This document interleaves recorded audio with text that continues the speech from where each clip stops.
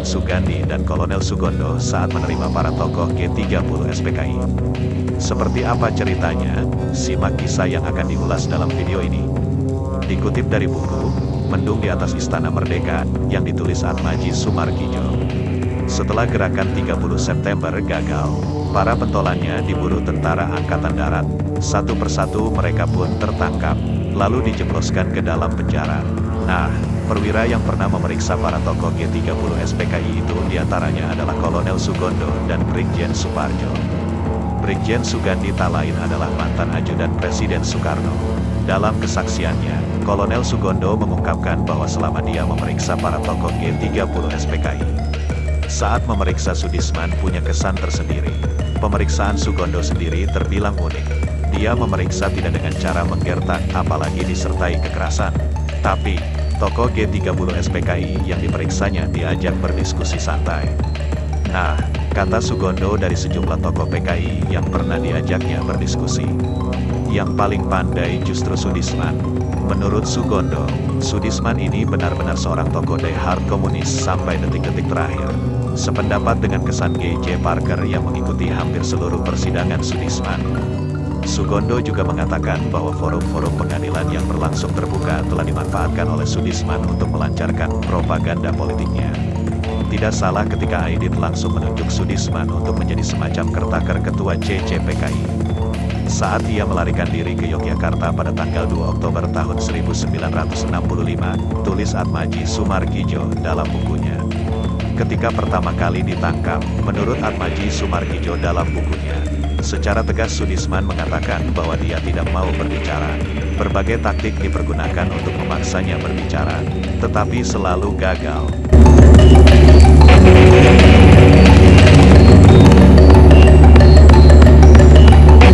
Sampai suatu hari, Brigjen Sugandi, mantan ajudan Presiden Soekarno, bertemu dengan Letkol Tahir dan menanyakan kebenaran berita apakah benar Soedisman sudah tertangkap.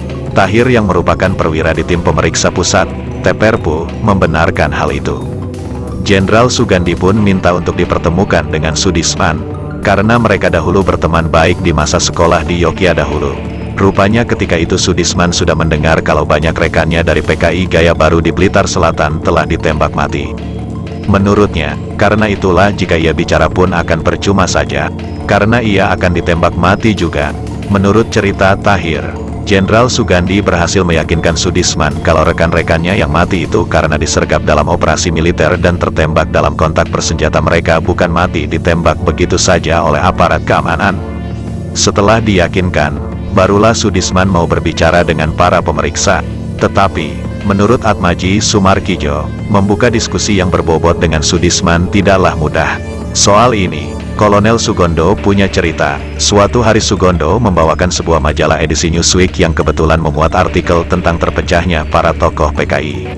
Soedisman bereaksi ketus, walaupun akhirnya mau berbicara, untuk membantah sinyalemen tersebut. Yang penting bagi Kolonel Sugondo, dia sudah mengetahui bagaimana membuat Soedisman berbicara.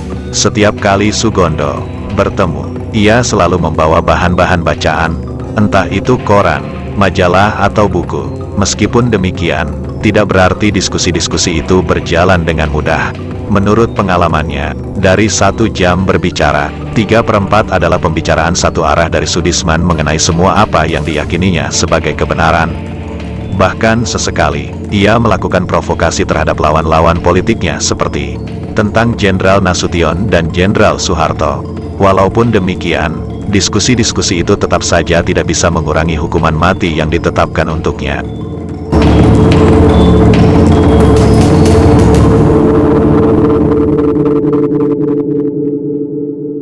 Tokoh lain yang memerlukan perhatian khusus dari Kolonel Sugondo adalah Syam Kamaruzaman, Ketua Biro Khusus PKI.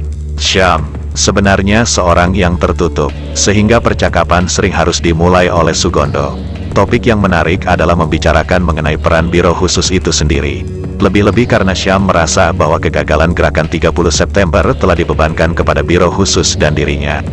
Meskipun demikian, Syam tetap seorang tokoh yang pandai, sehingga Sugondo kadang-kadang harus bisa memilah-milah informasi yang didapatnya. Karena bukan sekali atau dua kali Syam berhasil mengumpankan informasi yang salah. Seperti dengan Sudisman, diskusi serta percakapan dengan Syam dilakukan dalam suasana yang santai. Bukan dilakukan di ruang pemeriksaan seperti para tahanan umumnya. Percakapan dengan Syam kadang-kadang dilakukan di ruang kerja komandan, dan kadang pula di ruang kerja Sugondo sendiri. Perlakuan istimewa seperti itu perlu dilakukan, mengingat status mereka dalam partai cukup tinggi. Bila Syam datang terlambat ke kantor Sugondo, itu berarti bahwa ia mendapat perlakuan tidak mengenakan dari para pemeriksa.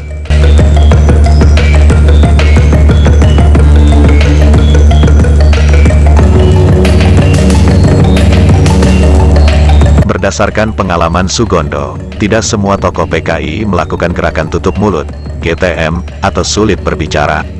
Menurutnya ada dua orang yang sifatnya amat terbuka, yaitu Jugito alias Badrun alias Sami alias Radi dan M. Munir alias Sudin alias Ranu alias Nuri. Dalam organisasi, Jugito duduk sebagai wakil ketua 3 Dewan Nasional SOPSI dan sekaligus juga anggota pleno CCPKI. Jugito termasuk tokoh yang bisa lolos dari penangkapan di Jakarta, kemudian turut aktif dalam pendirian PKI, Gaya Baru, di bagian agitasi dan propaganda PKI. Dia tertangkap di daerah Blitar Selatan, tetapi gayanya sama sekali tidak menggambarkan seorang komunis. Menurut Sugondo, ia sering memanggil Jugito datang ke kantornya untuk berdiskusi sambil makan roti yang kadang-kadang dibelinya dari balik pagar kantornya.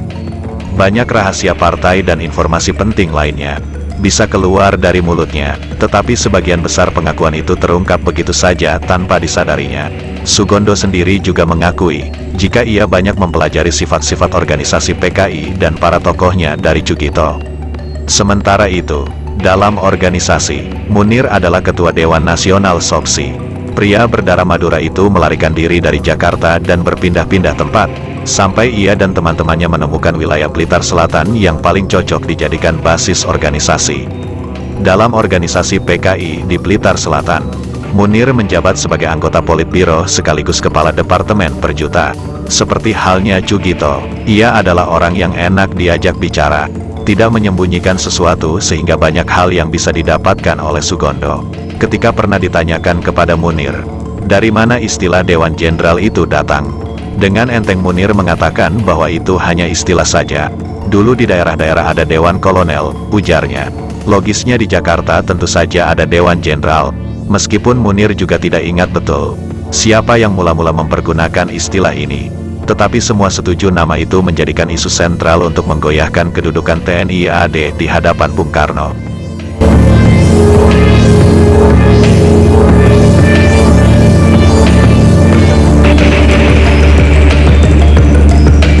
Sosok lain yang masuk hitungan Sugondo adalah Brigjen Suparjo.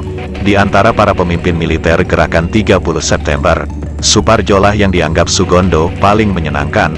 Meskipun Suparjo dibina langsung oleh Syam, Sugondo cenderung mengatakan bahwa Suparjo lebih sebagai seorang loyalis terhadap Bung Karno ketimbang komunis.